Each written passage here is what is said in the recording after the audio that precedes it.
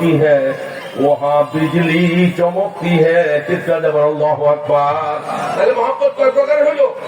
4 প্রকার। 1 নম্বর মহব্বতের তবাই বা তবি, জন্মগত মহব্বত।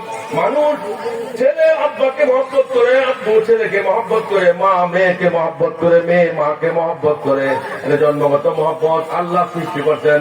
এই মহব্বত যদি আল্লাহর হুকুম অনুযায়ী তৈরি করা যায় কাজে লাগবে, না হয় এই মহব্বতের সার নাই।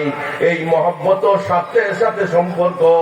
মেয়ে একটা ছেলের বিয়ে করার জন্য সিদ্ধান্ত নিছে, প্রেম করছে, বাপ রাজি হয় না, এই বাপের ভুলে চলে যায়, বাপের জানালাত পর্যন্ত আসে না, এই মহব্বত থাকে না, এটা আসল না।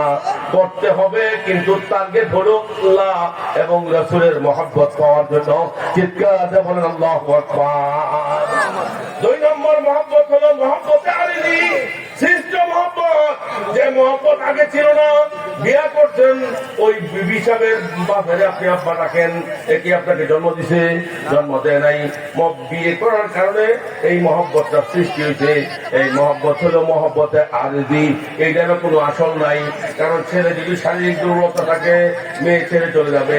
মেয়ে যদি শারীরিক দুর্বল থাকে, তাইলে ছেলে ছেড়ে চলে যাবে।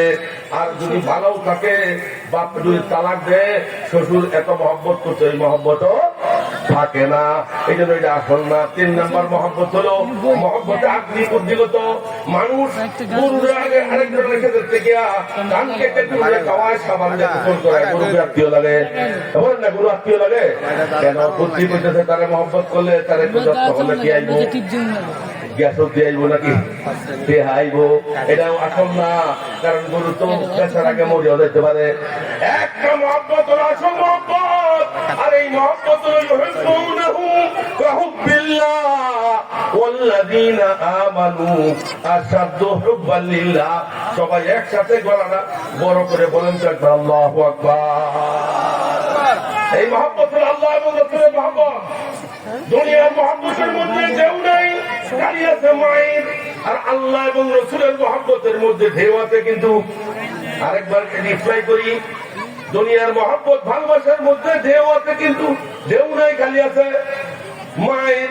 আর আল্লাহ এবং রাসূলের মহব্বতের মধ্যে ঢেউ আছে, কিন্তু যারা বলেন কিন্তু মাই নাই। যারা আল্লাহ বলেন ইউহিব্বুনাহুম কাহুব্বিল্লাহ ওয়াল্লাযীনা আমানু আশাদ্দু হুব্বান লিল্লাহ।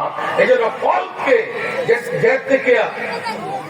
যেখান থেকে ভালো জিনিসের পরিচয় হয়, যেখান থেকে মন্দ জিনিসের পরিচয় হয়, এটা ঠিক করতে হবে। কথা ঠিক কিনা? দেখছেন না এত বড় দাড়ি, এত বড় দাড়ি দরবেশ বাংলাদেশের হাজার হাজার কোটি টাকা কামাইতে শেষ করছে। আবার যখন একটু সেবা পাইছে, দাড়িটা কামায়া ভালাইয়া দিছে, একটা দোষে আর একটা আমার দোষ হের ধরনা করে বলে হ্যাঁ কেনা বলে সালমান বলে হ্যাঁ দাড়ি কই বল দাঁড়িয়ে হুইটার মাঝে ভালাইয়া দিছে। আল্লাহর মহব্বত হলো আসল মহব্বত। এই মহব্বত সৃষ্টি না হলে মানুষের মধ্যে আমল তৈরি হবে না। চিৎকার দিয়ে বলেন আল্লাহু আকবার। আমার ভাইরা, এই মত এত বিপদের জিনিস না, মুমিনের জন্য নিয়ামত। আল্লাহ নবী বলেন আল মাউতু জাসারুহু বাইনাল্লাহি ওয়া আবদিহি। আমার গোলাম, আমার উম্মত, ভয় করিস না। বলে কি? মৌত হলো একটা ফুলের মতো। ফুল যেমন এই দিকের মানুষে ওই দিকের মানুষের সঙ্গে যোগাযোগ করায়। তুমি যদি আমল ঠিক করো, ভালো থাকো, তুমি মৌতের ফুলের মধ্যে উঠবা, ওই পারে দেখবা আল্লাহ তোমার জন্য অপেক্ষা করতেছে। ইবনে মাজাহ শরীফের হাদিস হলো মান আহাব্বা লিকা আল্লাহি আহাব্বাল্লাহু লিকাহু। আমাকে পাওয়ার জন্য যারা আমাকে ভয় করে চলে, আমি আল্লাহ তাদের অপেক্ষা করি। চিৎকার দিয়ে বলেন আল্লাহু আকবার। নারায়ে তাকবীর, নারায়ে তাকবীর। আব্বাসী সাহেবের আগমন, আব্বাসী সাহেবের আগমন, শুভেচ্ছা স্বাগত, শুভেচ্ছা স্বাগত, আব্বাসী হুজুরের আগমন। মারহাবা মারহাবা। আলহামদুলিল্লাহ ভাই, আমি আসলে হুজুর আসার আগে একটু সময় দাও, আমরা নষ্টই বললাম না, যাই বলেন কইলাম আর কি কিছু। তো আল্লাহ রহমত ঠিক আছে তো, এই জন্য ভালো অবস্থান থাকবেন। খালি পাগড়ির নাম ইসলাম না, দাড়ির নাম ইসলাম না। এত বড় দাড়ি দেখে বাংলাদেশের হাজার হাজার টাকা শেষ করছে।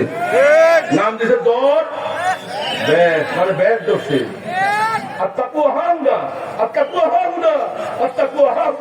যদি এখানে তাকওয়া তোমার হয় তাইলে মৃত্যুর পরে আমি শেষ কথাটা কবরে নামাই বলছিলাম না, কবরে নামাবো, এটা নামাইতেছি। কবরে কি দিলাম আপনাদের দিকে বাদ যায়, কি বাসের নাম কি? অনন্যা। এই অনন্যাটাকে বাস ফেলবে, কিন্তু আমাদেরকে কবর নিবে যে অনন্যা, এটা কোথায় থাকে? মসজিদে।